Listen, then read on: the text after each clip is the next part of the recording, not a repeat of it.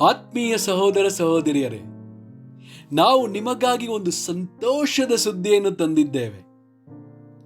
ಜನವರಿ 1ರಿಂದ 2025 ಸಂಪೂರ್ಣ ವರ್ಷಕ್ಕೆ 365 ಟಾಪಿಕ್ಸ್ಗಳನ್ನು ಹಂಚಿಕೊಳ್ಳುತ್ತೇವೆ.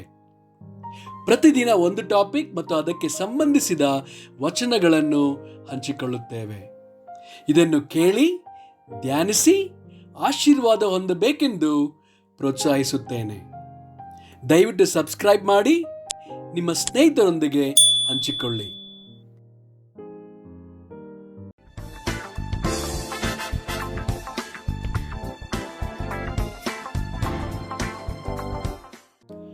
ಇಂದು ದಿನ 182 ಟಾಪಿಕ್ ಅಜ್ಞಾನ. ಜ್ಞಾನೋಕ್ತಿಗಳು 19 ವಚನ 2. ತಿಳುವಳಿಕೆ ಇಲ್ಲದೆ ಕೋರುವುದು ಅಯುಕ್ತ, ದುಡುಕುವ ಕಾಲು ದಾರಿ ತಪ್ಪುವುದು.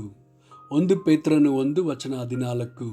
ನೀವು ಮುಂಚೆ ಅಜ್ಞಾನಿಗಳಾಗಿದ್ದಾಗ ನಿಮಗಿದ್ದ ದುರಾಶೆಗಳನ್ನು ಅನುಸರಿಸಿ ನಡೆಯುವವರಾಗಿರದೆ.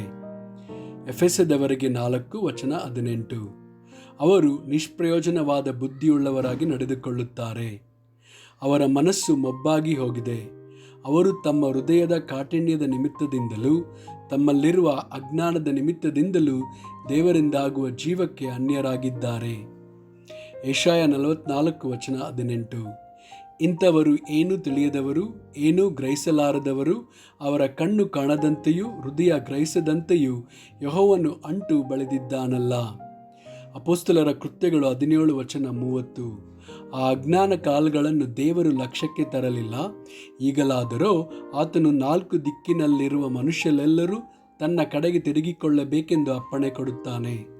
1 ಕೊರಿಂಥದವರೆಗೆ 15 ವಚನ 34.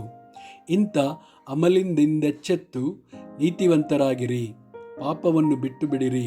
ಕೆಲವರಿಗೆ ದೇವರ ವಿಷಯದಲ್ಲಿ ಜ್ಞಾನವೇ ಇಲ್ಲ. ನಿಮಗೆ ನಾಚಿಕೆ ಹುಟ್ಟಬೇಕೆಂದು ಇದನ್ನು ಹೇಳುತ್ತೇನೆ. ಆಮೆನ್.